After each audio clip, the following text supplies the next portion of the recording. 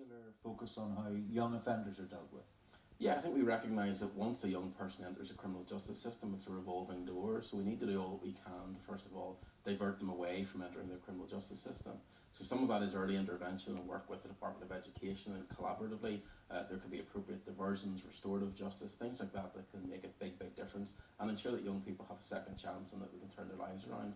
Because we don't want them at the age 15, 16, 17, 18 determining the rest of their lives and losing opportunities. And so that is something that the committee again are in agreement with, and we've worked with a number of stakeholders in the justice system to come up with these recommendations. But at the same time, it has to be said that if if a young person knowingly breaks the law, they have to take the consequences. Of course, and many of the diversions are around low-level first-time offenders. Obviously, the more serious offences will have to be dealt with in the traditional system, and that's entirely appropriate.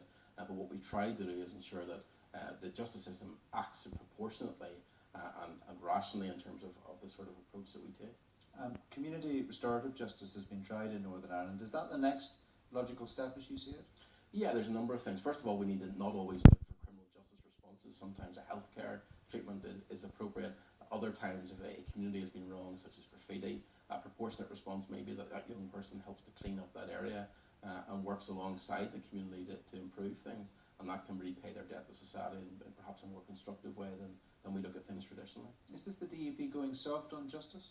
I think it's us trying to get smart on justice. We often talk about being tough on crime or soft on crime. We need to be smart on crime, and what we need to look at is areas where outcomes are improved. We need to distinguish between what works and what doesn't work, and make sure that our criminal justice system is right in its response to that. But there is